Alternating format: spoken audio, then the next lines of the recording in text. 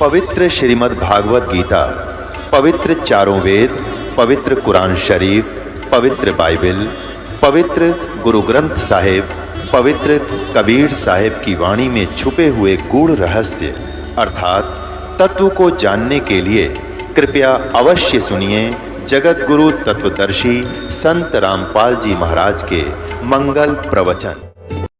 बोलो सतगुरुदेव की जय। बंदी छोड़ कबीर परमेश्वर जी की जय। बंदी छोड़ गरीबदास जी महाराज जी की जय। स्वामी रामदेवानंद जी गुरु महाराज जी की जय। सर्व संतों की जय, सर्व भक्तों की जय, धर्मी पुरुषों की जय, श्री काशी धाम की जय, श्री छुडानी धाम की जय, श्री करौथा धाम की जय, श्री बरवाला धाम की जय। सत साहिब ग्रीव नमो नमो सतपुरुष को हूँ नमस्कार गुरु की नहीं, सुर नर मुनि जन साधुआं संतों सर्वसदी नहीं। सतगुरु साहेब संत सब डंडो तुम प्रणाम, आगे पीछे मध्य हुए तिनको जा कुर्बान। नराकार निर्विषम काल जाल भय बंधनम, निर्लेपम निज निर्गुणम अकल अनुबेशोन्दुनम। सोहम सुरति समाप्तम सकल समाना निर्तल, उज्ज्वल हिरंबर हरदमम बेपरवा अथा है वार पार नहीं मध्यतम। ग्रीव जो सुमर सिद्ध होई, गणनायक गलता न करो अनुग्रह सोई, पारस पद परवाना। आदि गणेश मनाऊं, गणनायक देवन देवा, चरण कमल लो लाऊं, आदंत करूं सेवा। परम शक्ति संगीतम रिद्धिदाता सोई, अवगत गुण अतीतम, सत्य पुरुष निर्मोही, जगदम्बा जगदीशम। मंगल रूप मुरारी, तन मन अर्पू शीशम, भक्ति मुक्ति भंडारी।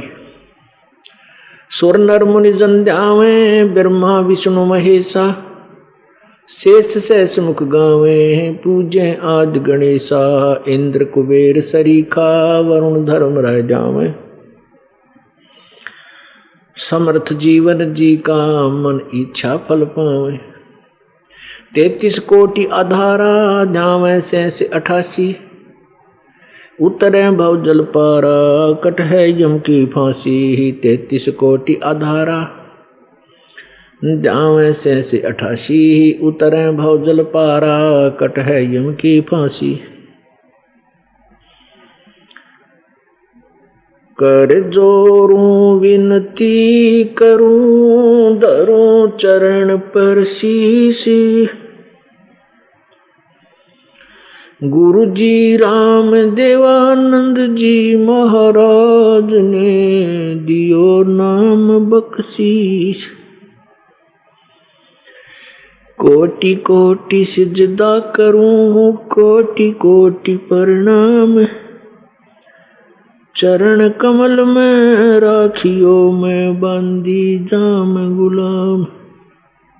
कुत्ता तेरे दरबार का, मोतिया मेरा नाम। गले प्रेम की जेवड़ी, जा खेचो वहां जाऊं मैं।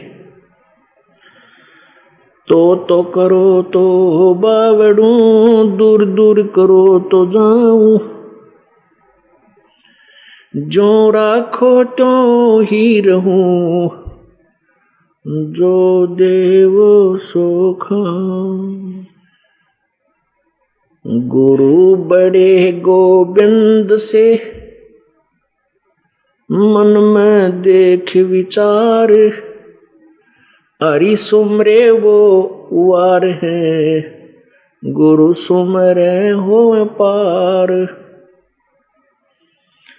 7 द्वीप 9 खंड में, गुरु से बड़ा ना कोई। करता करे न कर सके, गुरु करे सो होए। राम कृष्ण से कौन बड़ो, उन्हों भी गुरु कीन, तीन लोक के वे धनी, गुरु आग अधीन। जय इब के सतगुरु मिले, सब दुख आँखों रो, चरणों ऊपर शीस धरूं, कहूँ जो कहनी हो। कबीर साईं मिलेंगे, पूछेंगे कुशलात, आद अंत की सब कहूँ, अपने दिल की बातें, गुरु जी तुम ना भूलियो। चाहे लाख लोग मिल जाएं, हमसे तुमको बहुत है, तुमसे हमको नहीं। कबीर तुमरे विसारे क्या बने, मैं किसकी शरण में जाऊं। शिव ब्रंच मुनि नारदा, इनके हृदय न समाऊं। अब गुण किए तो बहुत किए, करत न मानी आरे, बावे बंदा बख्श दियो, बावे गर्दन उतार। अब गुण किए तो बहुत किए, करत न मानी आरे, बावे बंदा बख्श दियो, बावे गर्दन उतार। अब गुण मेरे बाप जी, बख्शो गरीब नवाजे, जो मैं पूत कपूत हूँ, बोड़ पिता को लाज। मैं अपराधी जन्म का, नक सिख बरे विकार, तुम दाता दुख भंजना, मेरी करो संभार। राम नाम रटते रहो, राम नाम रटते रहो, जब तक घट में प्राण, कब हो तो दीन दयाल के, भनक पड़ेगी कान। कबीर लूट सको तो लूटियो, राम नाम की लूटी, पीछे फिर पछताओगे, प्राण जाएंगे छूट।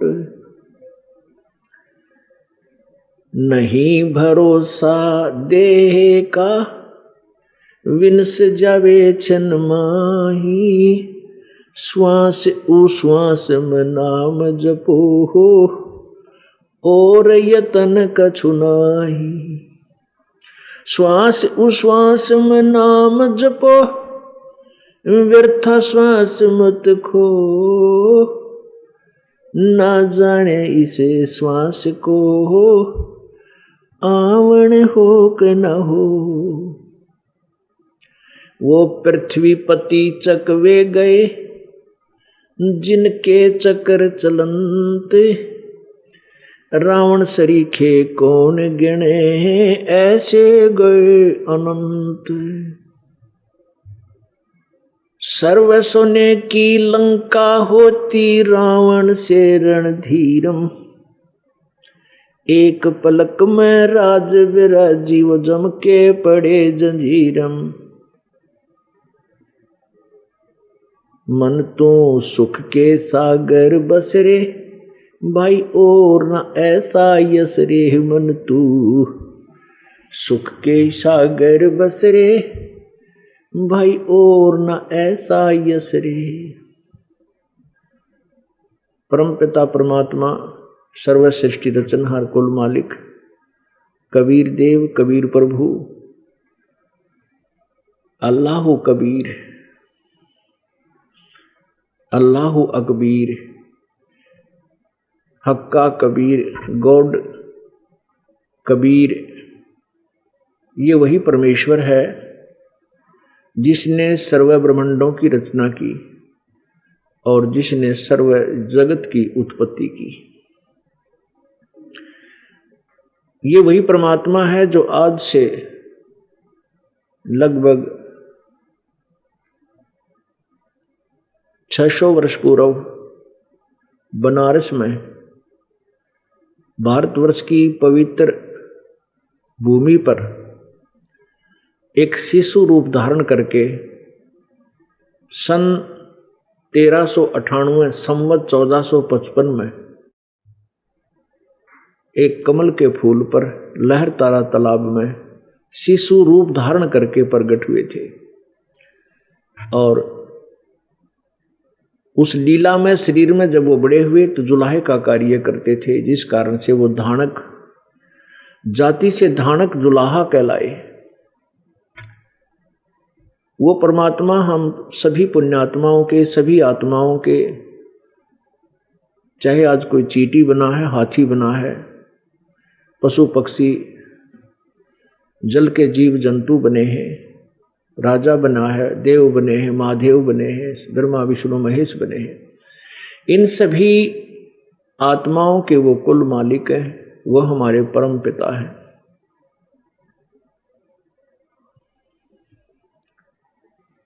वो परमेश्वर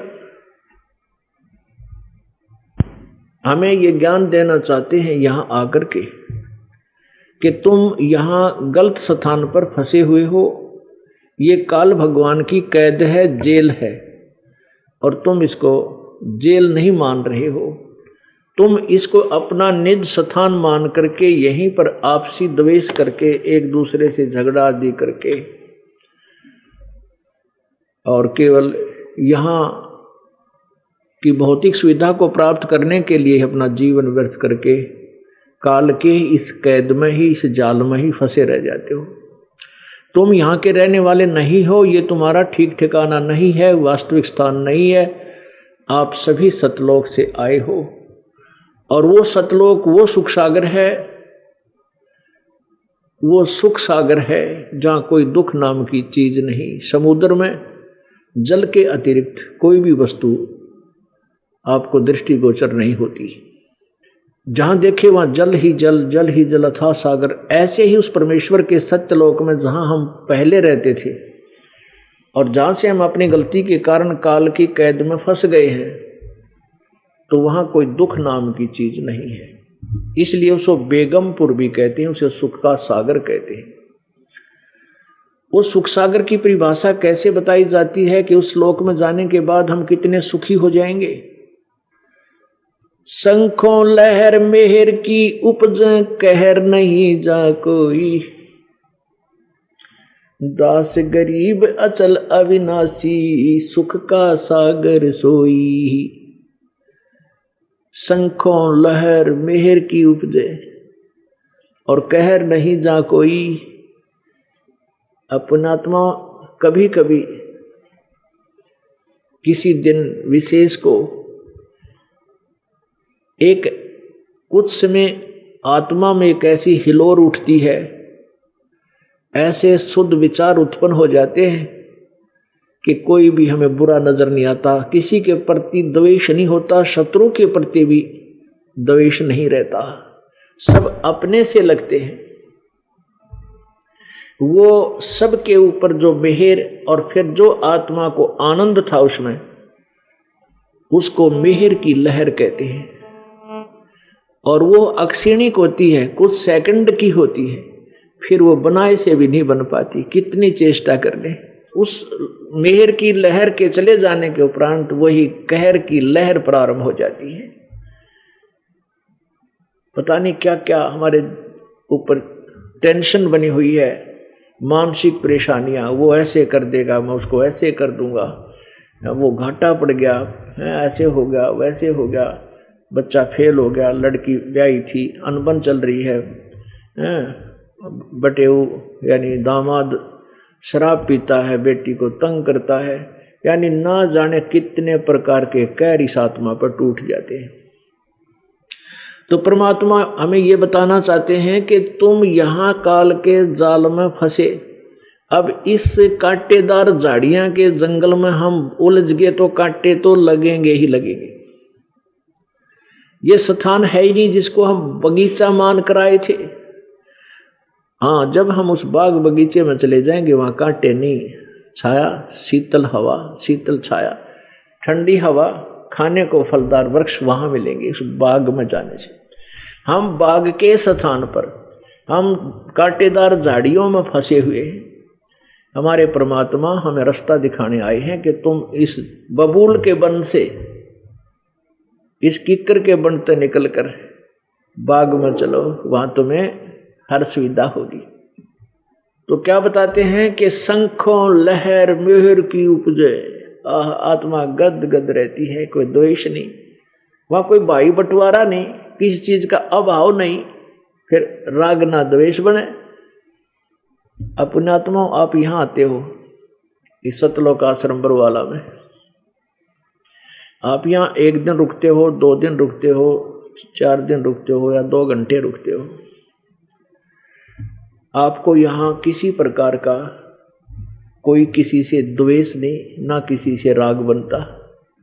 क्यों नहीं बनता? क्योंकि यहाँ सबको समांतर वस्तु उपलब्ध है। एक जैसे मैट पर बैठना है, एक जैसा भोजन भंडारा सब बहन भाइयों को एक जैसा वितरित होता है, सबको एक जैसी सुविधाएं हैं और उपलब्ध हैं। तो यहाँ राग द्वेष किस लिए बनेगा? और यहाँ भी राग द्वेष बनाता है तो वो भक्त नहीं है, बालक बुद्धि है उसकी।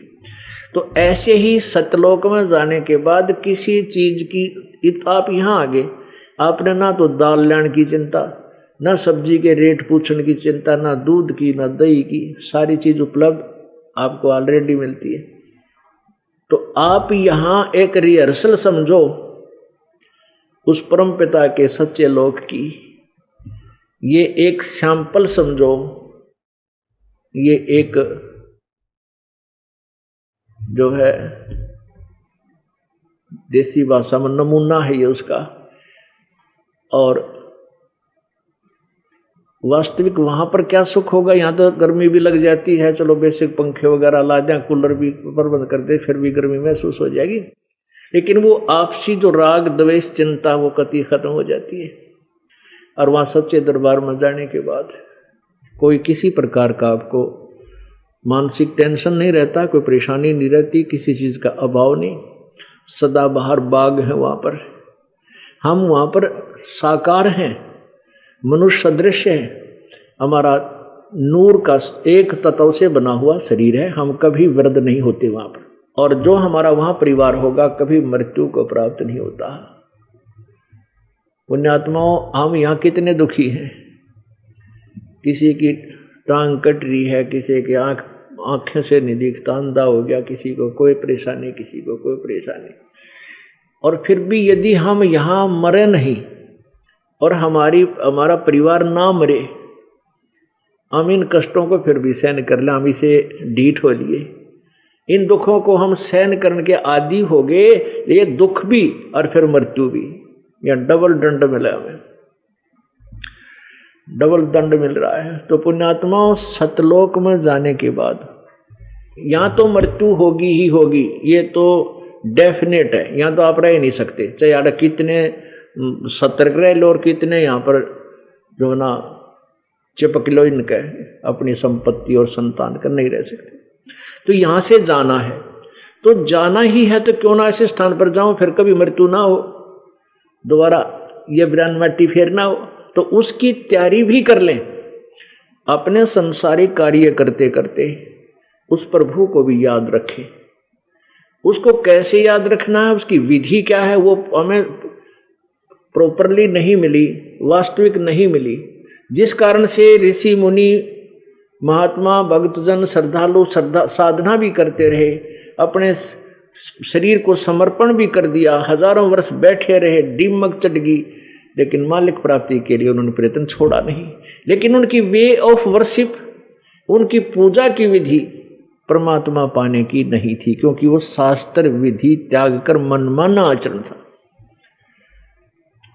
जिससे कोई लाभ होने वाला नहीं था। जैसे प्रमाण के लिए पवित्र श्रीमद् भगवद गीता अध्याय नंबर 16 के श्लोक नंबर 23 में कहा है कि शास्त्र विधि को त्याग कर जो मनमाना आचरण, अपनी मनमानी पूजाएं साधनाएं करता है, उसको न तो कोई सुख होता है और न उसकी कोई गति होती है और न ही उसको किसी प्रकार का कोई, ना उसका मोक्ष होता है, ना उसका कार्य सिद्ध होता है और ना ही उसकी गति होती है, कोई सुख नहीं होता, अर्थात यूजलेस,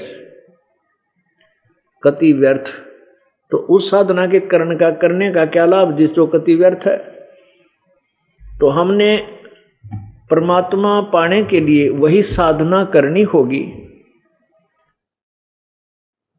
जो वास्तविक है। तो परमात्मा क्या बताते हैं, उस सत्य साधना को करके शास्त्र विधि अनुसार पूजा साधना करके आप सतलोक चलिए।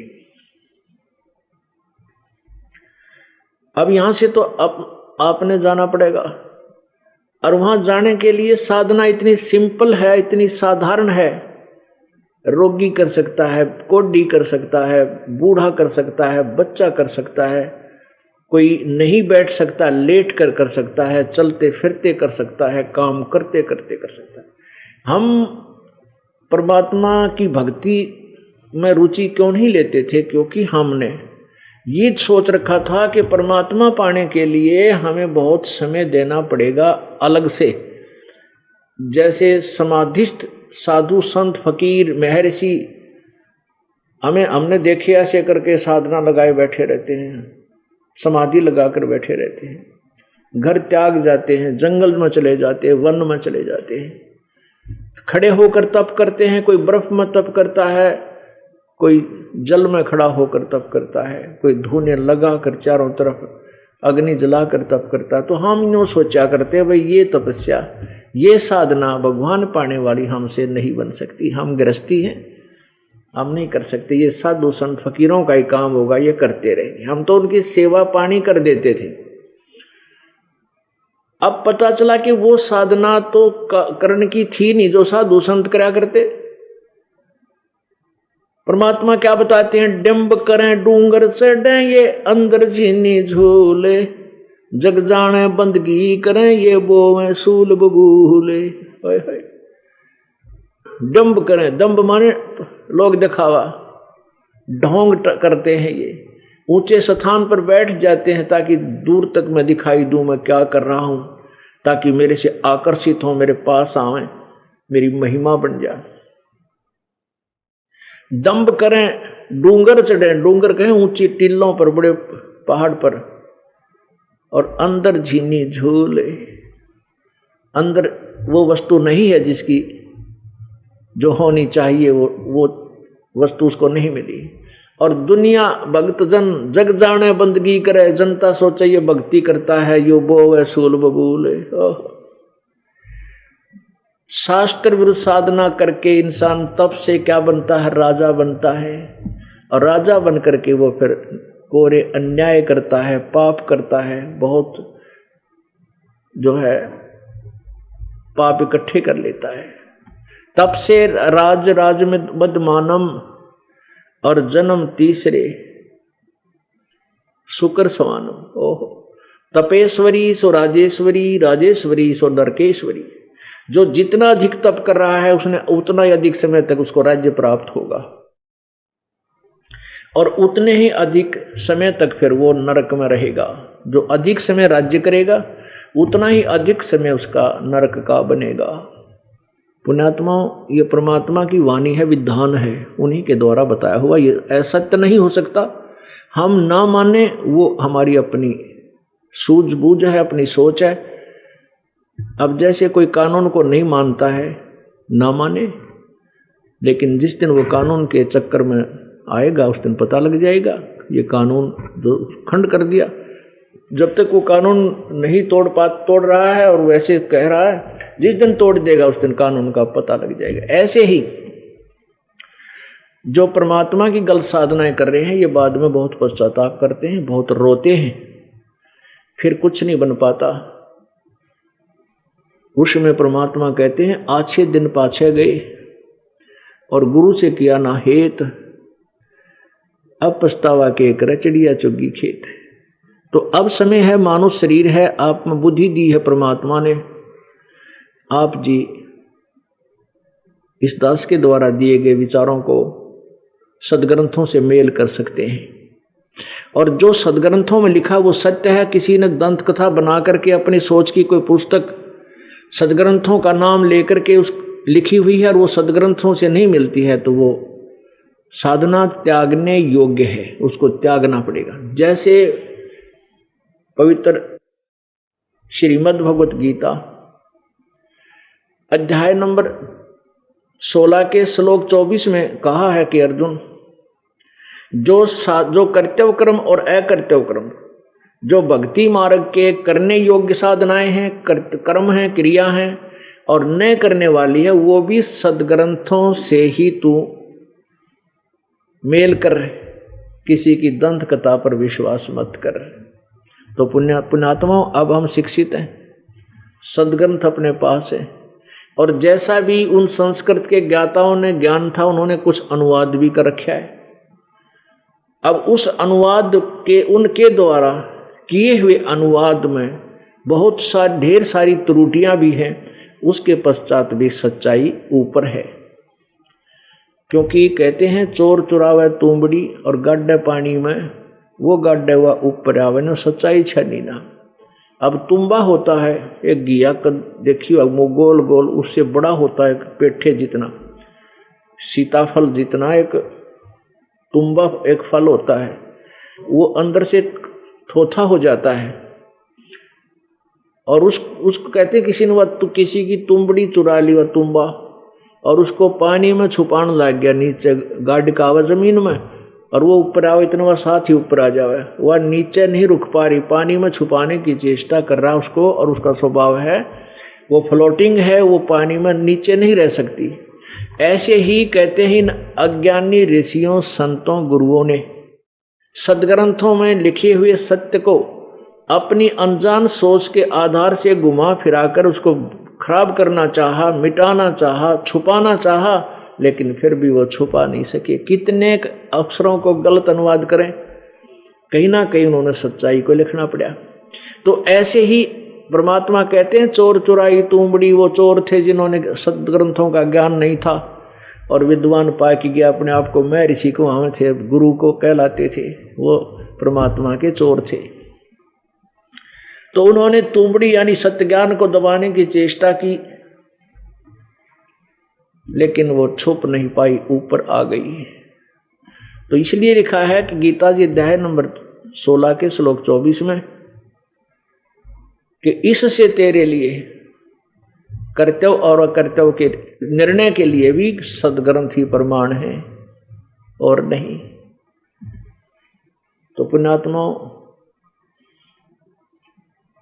परमात्मा क्या बताते हैं, भाई और बात तेरे काम न आवे, तू संतों शरण लाग रे, के सोए गफलत में बंदे, जाग जाग नर जाग रे, जाग जाग नर जाग रे, और बात तेरे काम न आवे, सतगुरु शरण लाग रे, के सोए गफलत में बंदे, जाग जाग नर जाग रे, जाग जाग नर जाग रे।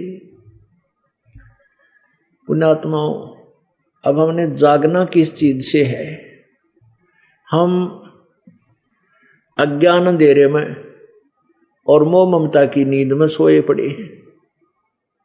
हम इस झूठे सुख को सुख मान रहे हैं।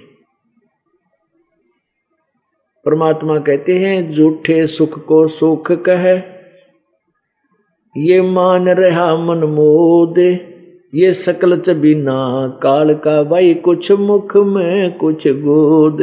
ओह, पवित्र गीता जी अध्याय नंबर 11 के श्लोक नंबर 32 में गीता ज्ञान दाता ये ब्रह्म, काल रूपी ब्रह्म श्री कृष्ण जी के शरीर में प्रेतवत प्रवेश करके प्रेत की तरह और कह रहा कि अर्जुन मैं काल हूं,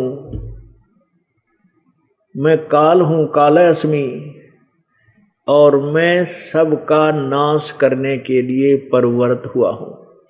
पुण्यात्मा, एक तो ये बात विचारनी है कि श्री कृष्ण काल नहीं थे। यदि श्री कृष्ण काल होते तो पहले भी कभी कहते मैं काल हूं, या उसके बाद कभी कहा हुआ गीता जी के ज्ञान के बाद कभी कहा हो मैं काल हूं? नहीं, वो तो एक सतोगुण अच्छी आत्मा विष्णु अवतार थे, वो काल नहीं थे। काल तो वो है जो इस 21 ब्रह्मांड का भगवान है, मालिक है, स्वामी है, जिसको सर्वब्रह्म कहते हैं। सर्वब्रह्म, सर्वब्रह्म, हम उसको सर्वब्रह्म कहते हैं अपने लोकल लैंग्वेज में। और ज्योत स्वरूपी निरंजन भी इसी का नाम है, काल का। इस काल को श्राप लगा हुआ है, साप लगा है 1 लाख मानव शरीरधारी स्त्री पुरुष के शरीर, सूक्ष्म शरीर से गंध निकाल के तपस्या पे भून के उस गंध को खाता है। इस प्रकार यो 1 लाख मानव शरीरधारी प्राणियों को नित्य आहार करता है। उसके लिए इसने अपने तीनों पुत्रों रजगुण ब्रह्मा, सदगुण विष्णु, तमगुण शिव जी से ये अपना सिस्टम फिट कर रखा है, ये अपना शासन चलवा रखा है, व्यवस्था बना रखी है। तो वो काल कहता है कि मैं सबको खाऊंगा, और अर्जुन तू ना लड़ेगा तो भी मारूंगा, ये तो मैंने मारने हैं। अपने आत्मा विचार करो, गीता जी अध्याय नंबर 11 के श्लोक 21 में अर्जुन कहता है, हे परमात्मा, आप तो इन ऋषियों को भी खा रहे हो, देवताओं को भी खा रहे हो, और आप ही के ये स्तुति कर रहे हैं, पवित्र आपसे ही मंगल कामना कर रहे हैं, वेदों के मंत्रों से स्तुति करके आप तो इनको भी खा रहे हैं। तब 11वें अध्याय के 32वें श्लोक में कहा कि अर्जुन, मैं तो भाई ये बढ़ा हुआ काल हूं और सबको खाने के लिए आया हूं, मैं ना बख्शूं किसी को।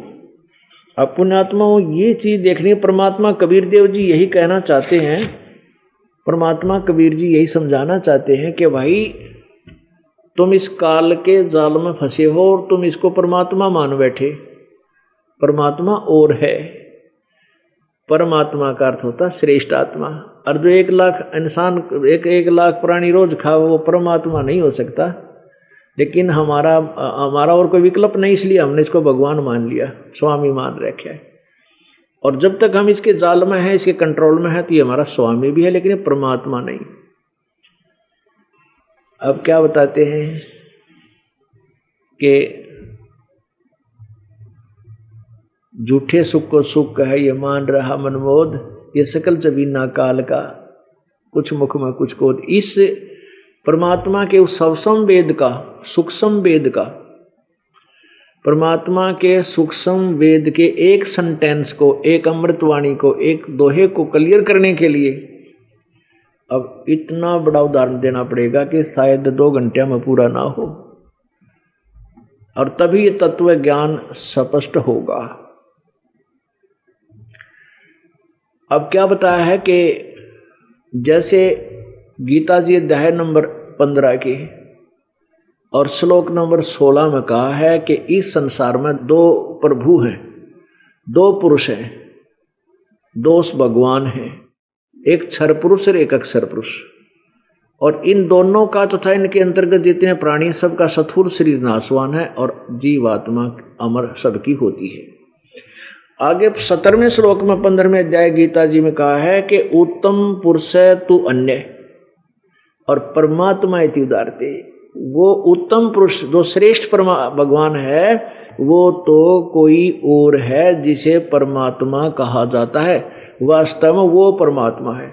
अब परमात्मा की डेफिनेशन, परमात्मा की भूमिका, परिभाषा आपके स्पष्ट की जा रही है, आपके समक्ष स्पष्ट की जा रही है कि परमात्मा किसे कहते हैं। परमात्मा इति उदाहरते, जिसे परमात्मा कहा जाता है।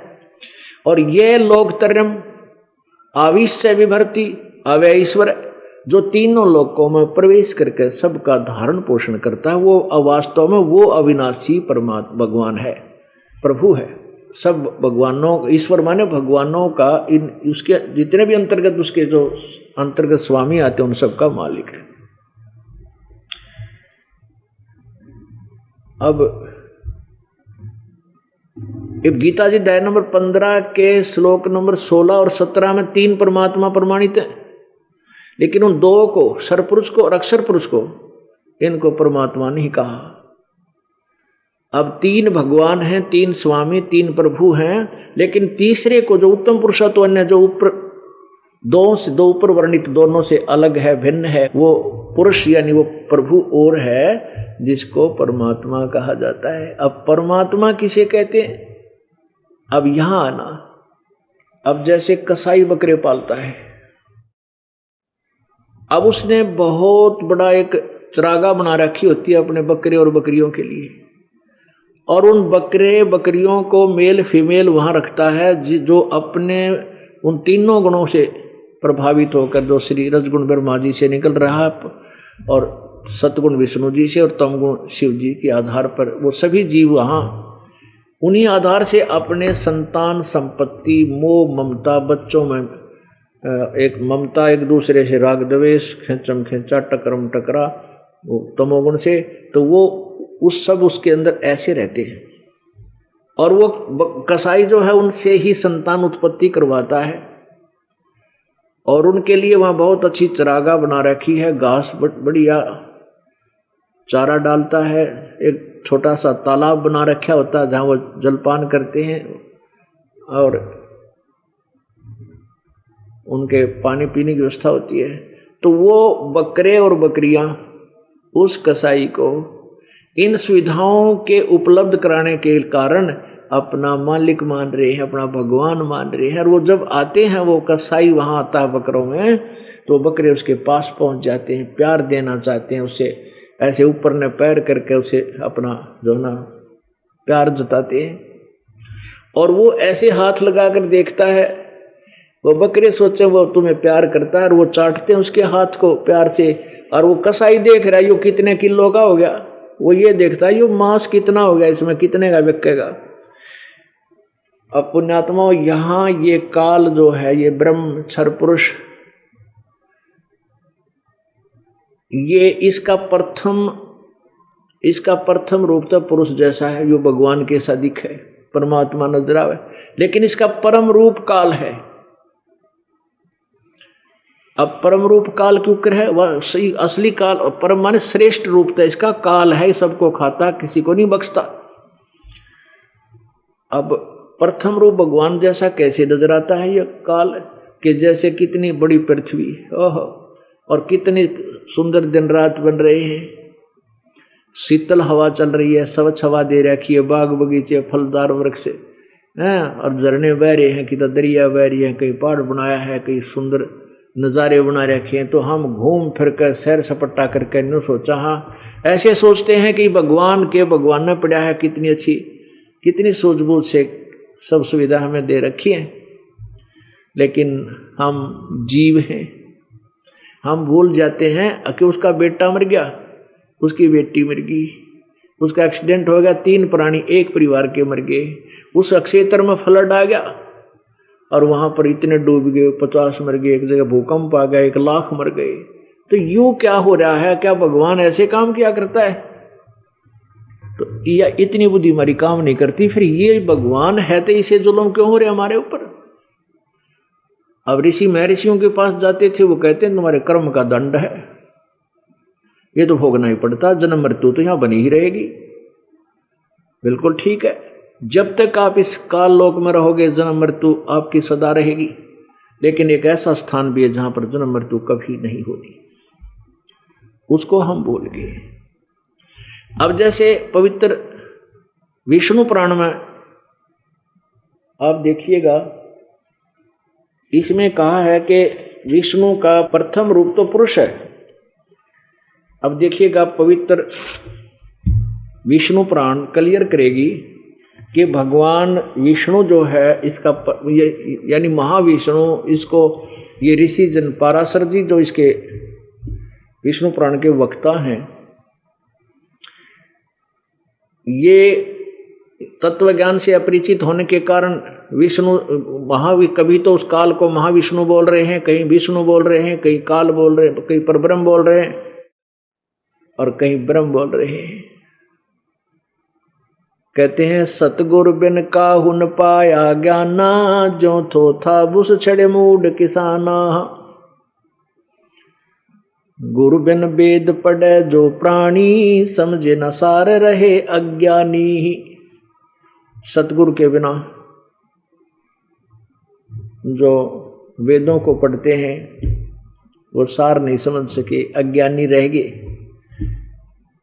और सतगुरु के बिना जो किसी को भी तत्व ज्ञान नहीं मिला, क्योंकि तत्व ज्ञान के अभाव से वो ऐसे थे जैसे कोई धान निकालने के बाद उसका भूस रह जाता है और उस भूस को जैसे धान निकालते हैं, धान को कैसे निकालते हैं कि उसके पौधे को पकड़ कर एक बंडल सा बना कर पूड़ी सी, और उसको ऐसे झाड़ते हैं, मारते हैं, कूटते हैं, तो उसमें से धान जो निकल जाते हैं वो भूस अलग हो जाता है, धान किसान उठाकर ले जाता है।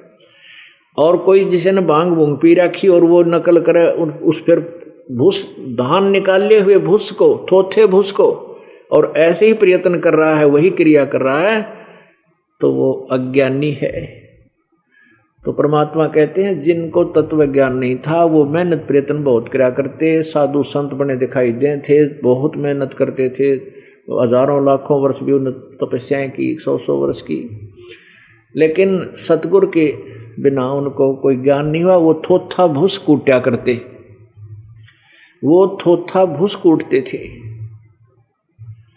तो ऐसे ये ऋषिजन थे, सारे तत्व ज्ञान से अपरिचित थे, टोटली कंप्लीटली। ये सत्कर मान लेना, क्योंकि अभी तक हम इनको बड़े महापुरुष विद्वान और वेदों के तत्व ज्ञाता समझते थे, जिस कारण से आज ये बातें एक बार खटकती हैं, लेकिन कति खटक खत्म कर देगा यह दास। आपको प्रमाण दिखा दिखा कर सच्चाई सामने आएगी। अब देखिएगा श्री विष्णु पुराण, ये देखिएगा श्री विष्णु पुराण गीता प्रेस गोरखपुर से प्रकाशित है। इसके कौन है प्रकाशक ये भी दिखाते हैं।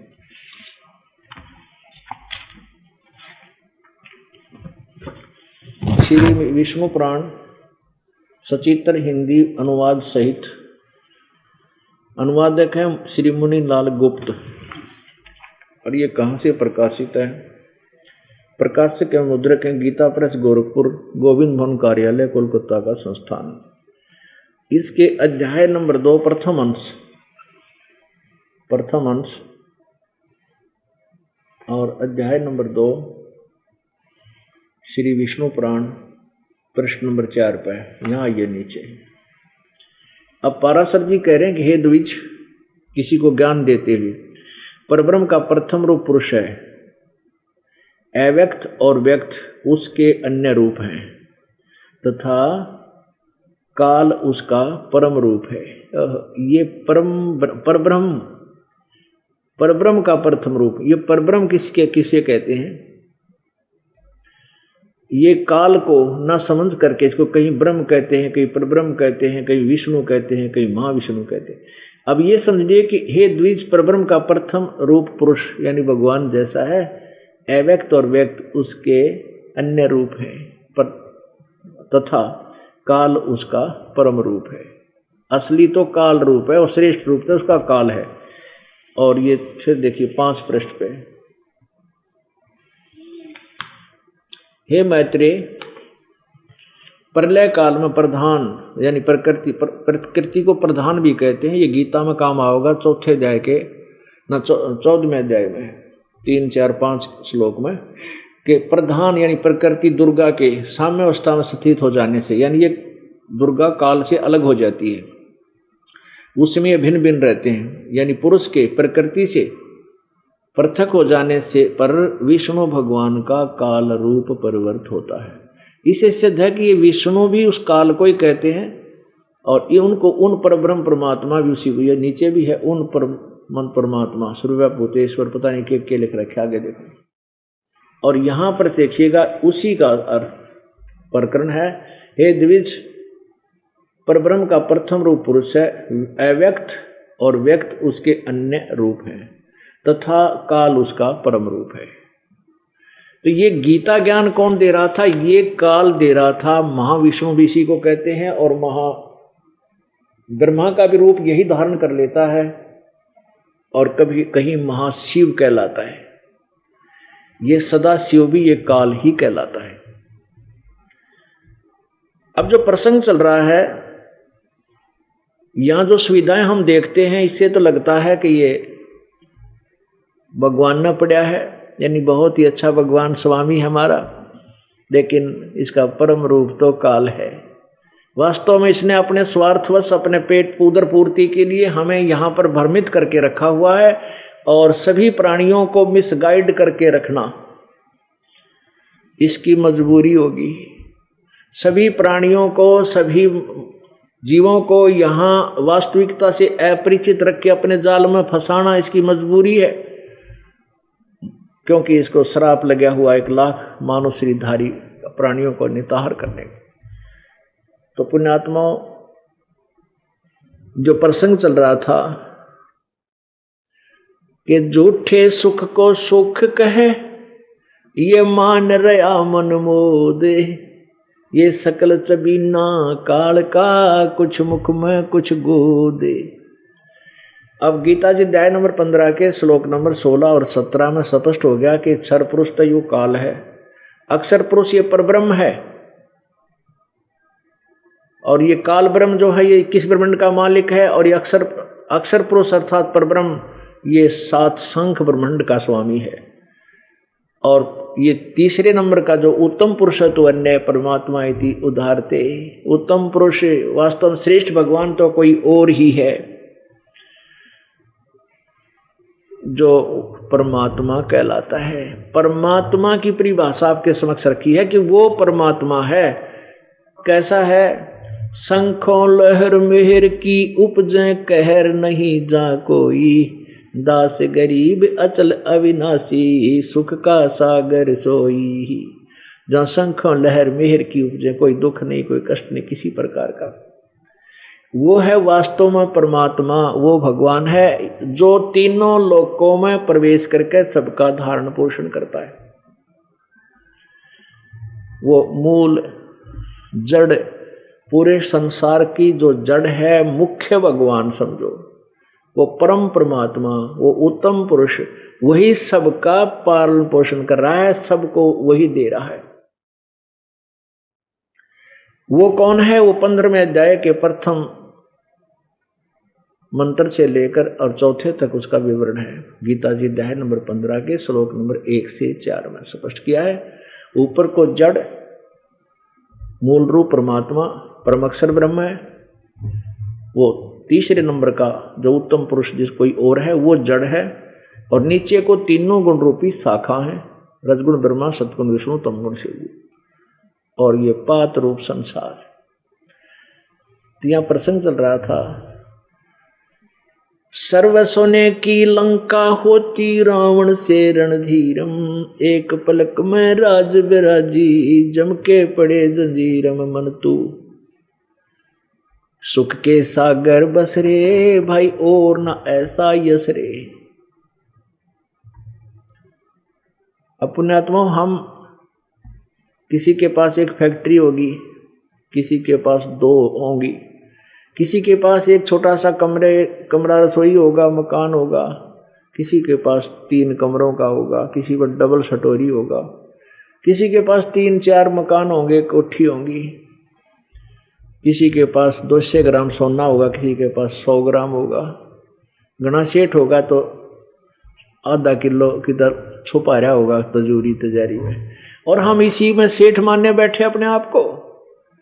परमात्मा कहते हैं उस रावण की मंडी में हीरे मोती ऐसे क्या करते जैसे यहाँ बाजरे ज्वार बिकते हैं। इतना धनी राजा था और सारी सोने की लंका बना रखी थी।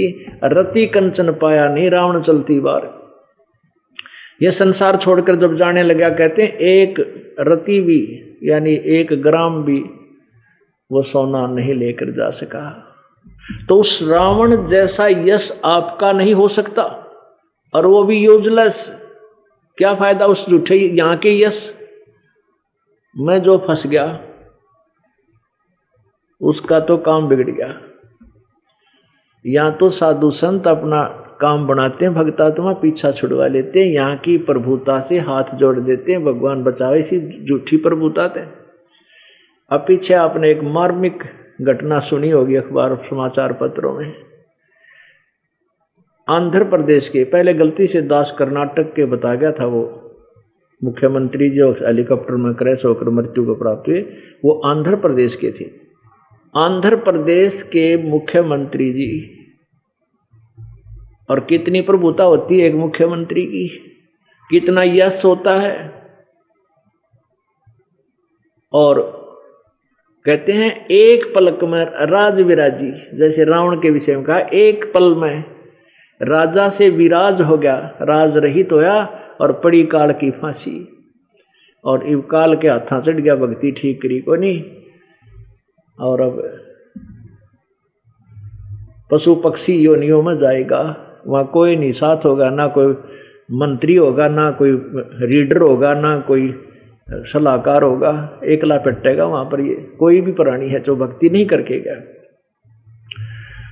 अब उसके कितना यश था, एक पलक में सर्व सोने की लंका होती रावण से रणधीरम, एक पलक में राज विराजी फिर काल के पड़े जंजीरम। वह काल की जंजीर नो की नो रहेगी, हम के दूध पकड़ के ले जाएंगे।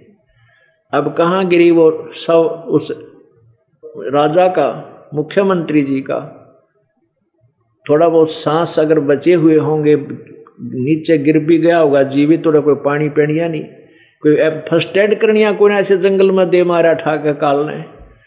तो पुण्यात्मा परमात्मा कहते हैं हाथ जोड़ लो, इसे यहाँ की प्रभुता। तो 1 सेकंड में ये धोखा दे रखा हमारे को काल ने, हमारे को मूर्ख बना कर रखा हुआ है, हमारे पुण्य, और हमें ही बर्बाद करवा देता है।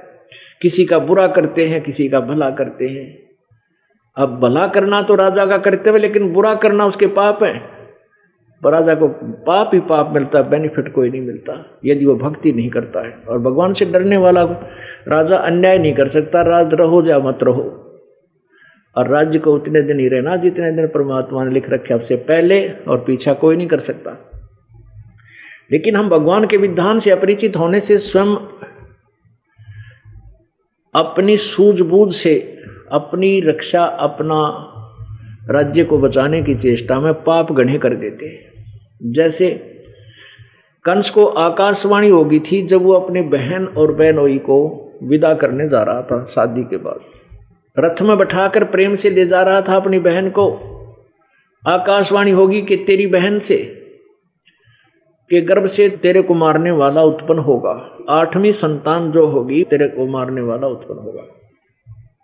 अब उसी समय वही रथ रोक दिया और तलवार निकाल ली, बहन और बहनोई को दोनों को मारने को तैयार हो गया। तब उन्होंने हाथ पैर जोड़ दिए कि आप बहन को मत मार, पाप लगेगा। हमें क्यों मार रहा है, आप हमें अपनी कैद में डाल लो, हमें मारो मत। तो इस बात पर उसका सलाह हुई, इस बात के ऊपर उनका फैसला हुआ कि जितनी भी संतान हमारी होगी उनको तू मार देना, हमें ना मारे दे। हमें जीव कितना प्यारा है अपना, अपनी जान हमें कितनी प्रिय है कि हमने अपनी संतान को भी उसको देना मंजूर कर दिया कि हमें ना मारना, हमें छोड़ दे।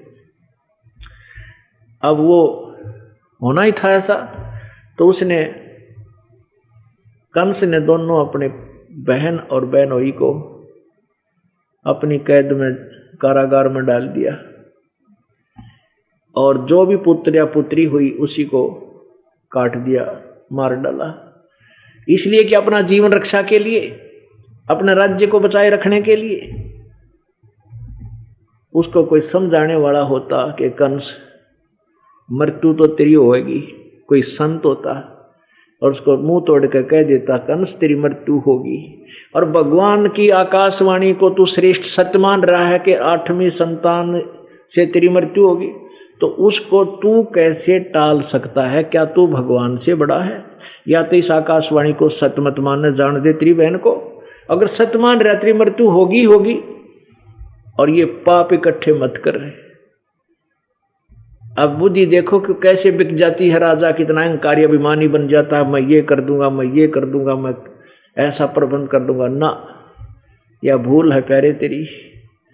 जिस दिन कालबली का चक्कर चलेगा तू तो क्या, तेरे फरिश्ते भी नहीं जान सकते तू कहाँ मरेगा और कैसे मरेगा।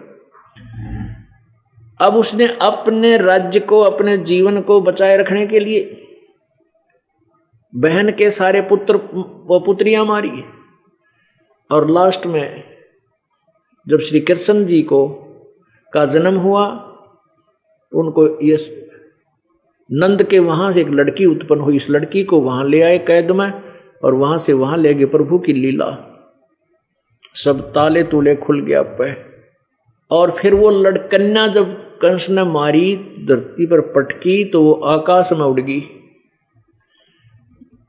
जाते समय कहा कि कंस तेरे मारने वाला उत्पन्न हो चुका है, एक और इंजेक्शन ला दिया कार्डनस के।